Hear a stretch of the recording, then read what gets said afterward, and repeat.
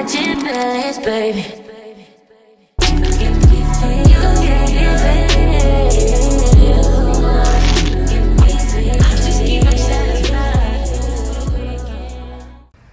Hey guys, welcome back to My Lavish TV. Today I'm going to be talking to you guys about the journey I spent in the hospital. I am still currently here.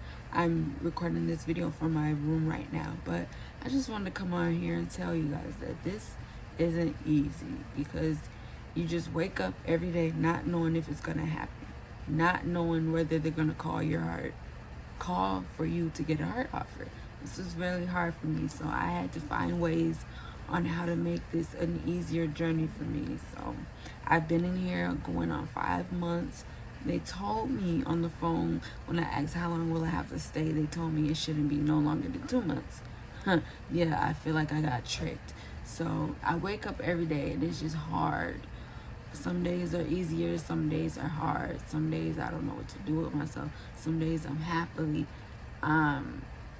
focused on my business, everything's going well. And there's other days where I just want to sleep.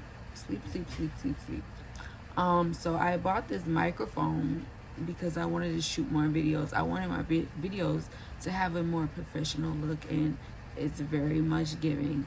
I found a new camera setting that will help, because I don't always have the right background setting that I want, but I learned to turn my videos into cinema mode, so it'll blur all that out. But yeah, back to what I was saying about my journey.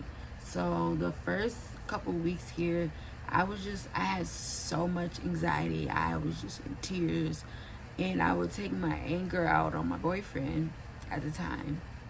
We're still together, but I would take it out on him, and he started to notice that. So then he started to ignore me, and that just made me even more upset. So then I finally told him what was going on with me, what was going on. So he made it a point to come up here and see me every day, or at least every other day. He came up here and we ate together. But back at around that time, we were fighting so much. It was just like, I don't even want you to come up here. And another thing I was battling with is when I got my LVAD, around the same time that I first got admitted to the hospital, was when I got my LVAD, and I was with my child's father. And I was trying to not remember what it was like with him, and have the same attitude towards my current boyfriend as I did with Jakati's father. It was really hard, because there was points where I would get triggered and I would feel like, oh, you're just the same, and you're just like him. And I was trying not to do that. So I had to sit down with the therapist, and before it got bad enough, so I sat down with the therapist, told her what was going on, and she was like, yeah, you just gotta keep telling yourself that he is not him, he's better, he treats me better, yada yada yada. But for that long period, so I'm going on month 5. For those 4 months, we were fighting almost every single day. One thing I can say about us fighting every single day is we got to the point where we were able to understand each other, how each other operates, and get a better understanding of each other. So the next time we have an argument or whatever, we would know not to do this, that, and the third, or this ticks me off, don't do that, don't say that. Okay, and another thing that was very, very, very hard for me is just being away from my daughter, the person who keeps me going every single day, the person who makes this a lot more easier. She's a bright, pretty, smart, very intelligent little girl. She has so much personality to her. She's just perfect. Yeah, so I was only able to see her, maybe I'll say at most 6 to 8 hours in 1 week, versus seeing her every single day. I put her in daycare for 3 weeks of her lifetime being boring, because I didn't trust daycares. I've heard too many stories, and I just got lucky to where I didn't have to put her in daycare. Either she can stay home with me, she can go to grandma's or whatever. Daycare was just And then when she was in daycare, she used to cry so bad. I just used to feel so bad. I was just like, I gotta suck it up and go. I gotta go. But eventually she got a cold and she got really sick, so I had to keep her home, and then it got me sick, and then we were sick for a long time, and I was just like, yeah, that's just nasty. I don't want to send her back there. And another thing is, I went into her daycare and there was like kids nose running and they're not cleaning it, they're just letting them. I'm like, yeah, no. And I don't know if they're rubbing it on the toys or if they're disinfecting the toys or whatever. But she was sick for about 3 weeks. I was sick for a little bit longer, which sucked. But yeah, so I got lucky. I'm the lucky mom to where I didn't have to wake up, go to work, and bring her to daycare. I was able to be a stay-at-home mom. So yeah, it was really hard just being away. It's really hard. It's still to this day hard being away from her.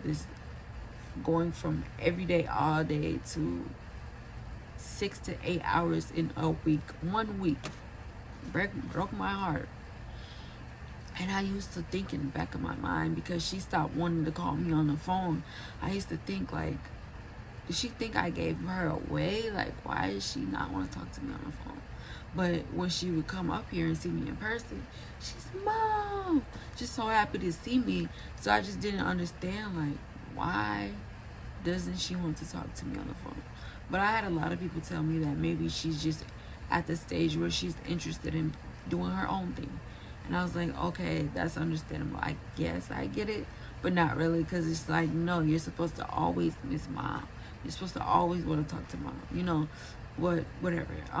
But what something that really, really got me yesterday is, so I don't know how much she's understanding that I'm in the hospital. I can't be out there on the outside world right now. So yesterday I called my grandma to talk to her because I want to talk to Jakaya too. And Jakaya must have walked into the living room and she's like, here, Jakaya, talk to your mom. It's your mom. And she goes, is she better? I was like,